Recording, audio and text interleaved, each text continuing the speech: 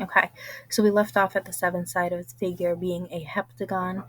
Again, this prefix hept means 7 in Greek.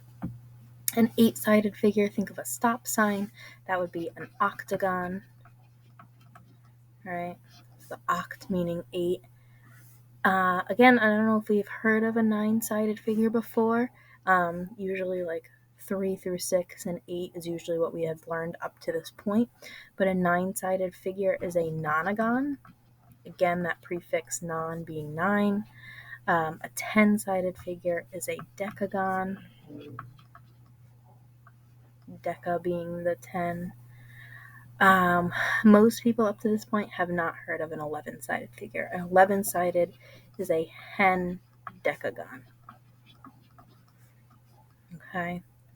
And then the last one, number 12, if you have a 12-sided figure, that is a dodecagon. Okay. So again, those prefixes of all of these polygon names, those are all referring back to how many sides there are. Okay. And a polygon can have infinite sides. There's no limit to it. So if it has n sides, or whatever amount of sides it has, we call it an n-gon. So you're required to remember from 3 to 12 sides what those names are.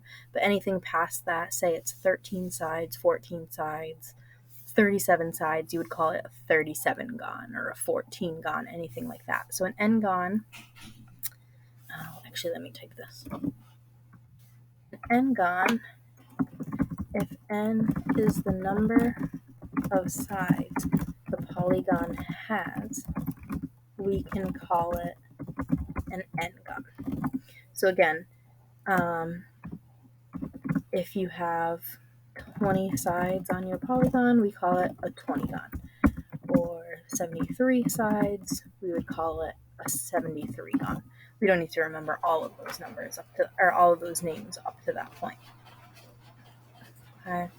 And then we want to talk about some more classifications, what it means to be equilateral, equiangular, and regular. So equilateral, you may have heard before. Equilateral is where all sides are congruent. So think about, you could have a equilateral triangle. So all of these side lengths have the same measurement. They'd all be congruent. Similar to that, so lateral meaning like line, so sides. Similar to that, if we look at equiangular is where all angles in the interior of the polygon are congruent. So you could have an equiangular triangle. So if I drew my triangle again here, if all 3 of these interior angles are congruent, we would call that an equiangular triangle. And then the last concept, the last vocab here, if a polygon is regular, it's a convex polygon that,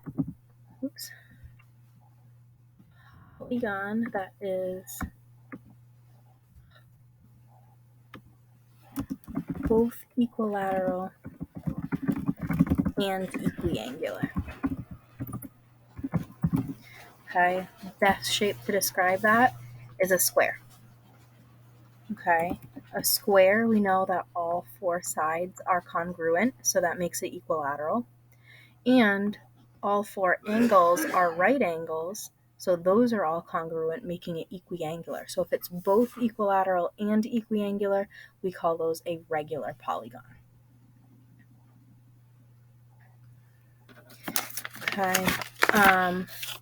On these 3, there are a couple markings, again, that didn't print, so I want you to just make note of those. So add in these markings on your polygons here.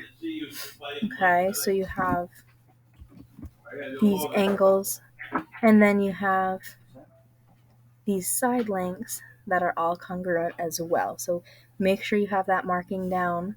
On B, also put in these angle markings, as well as these tick marks for your sides.